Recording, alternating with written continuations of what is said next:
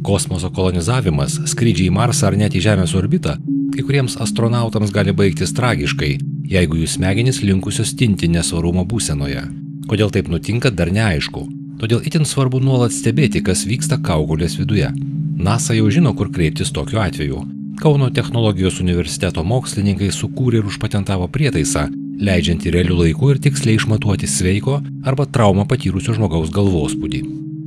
Mes naudojame nestandartiškai, inovatyviai ultragarsą. Naudojame ultragarsą tiek stebint dinaminius procesus smegenyse, tiek stebint smegenų kraujotakos autoreguliacijos procesus. Labai specifiškai naudojame ultragarsą neinvazyviai matuojant galvospūdį. Galvospūdis yra tokios pat svarbos fiziologinis parametras kaip arterinis kraujospūdis. Pasaulyje smegenų traumos patiriamos įvairių avarijų metu, kare ir kitur yra pagrindinė žmonių iki 45 metų amžiaus mirties priežastis. Šios traumos tapo beveik epidemija. Visuomenė jos kainuoja $100 milijardų. Pagrindinė padidėjusio galvospūdžio grėsmė vyresniojo amžiaus žmonėms – insultas. Jeigu tai yra sunki trauma, žmogus netenka sąmonės. Iš esmės smegenų pažeidimai vyksta ne dėl pačios pirminės traumos, bet dėl antrinių sužeidimų, antrinių insultų. Kas yra antriniai insultai? Sakysim, smegenys tinsta, smegenų edema, tinimas, užspaudžiama veninė kraujotaka, negauna maitinimo neuronai. Jie miršta per 60-90 sekundžių.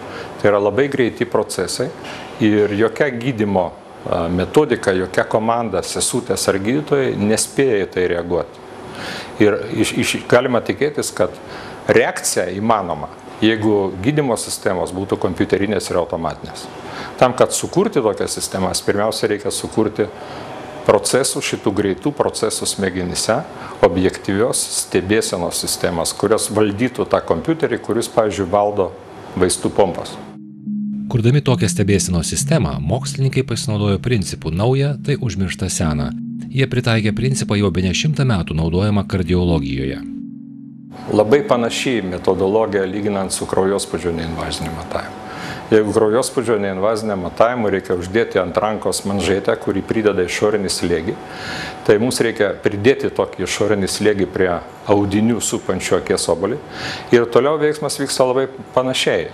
Jeigu matuojamas kraujospūdis, spaudžiama rankos arterija, mes pasiekėme balansą tarp kraujotakos parametrų akies arterijos, kuri vadinasi arterija oftalmika, intrakraninio segmento, kuris yra smegenyse, ir ekstrakraninio segmento. Šitas kraujo indas naudojamas kaip svarstyklės.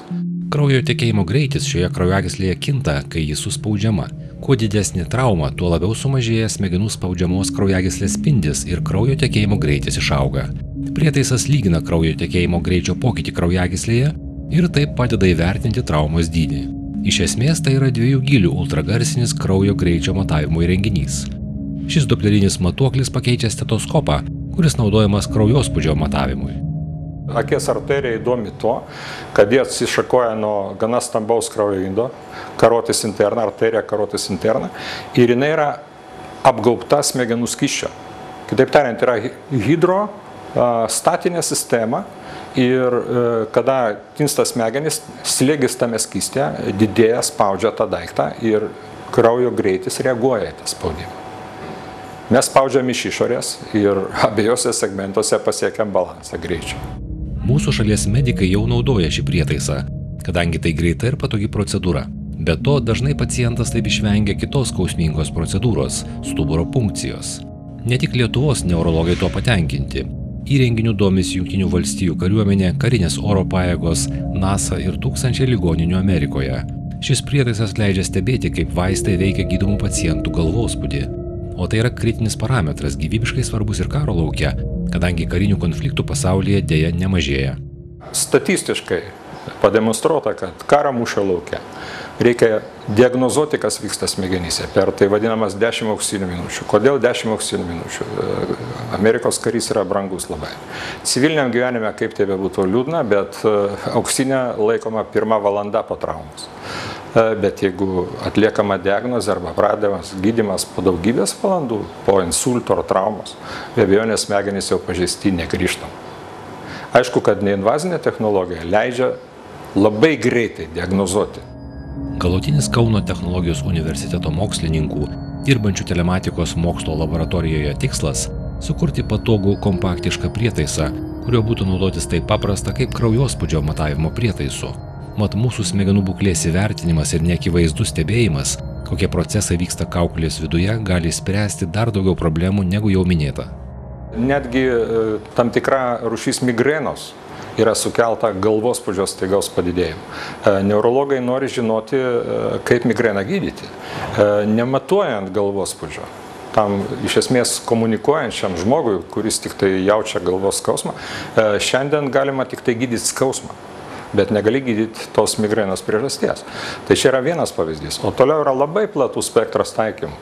Ir meningitas, ir hidrocefalija, ir tiesiog vyresniam amžiui pasireiškianti tai vadinama normaliaus slėgio hidrocefalija, kada reikia spręsti ar šuntuoti smegenis. Šuntinė operacija, tiesiog žmonės virš 65 metų, tam intervalė nuo 65 iki 85, jeigu sėkminga šuntavimo operacija, jisai grįžta į normalų gyvenimą. O be tos operacijos jis yra sutrikusios psichikos žmogus. Daugybė taikymų, ne vien insultai, ne vien galvos traumos.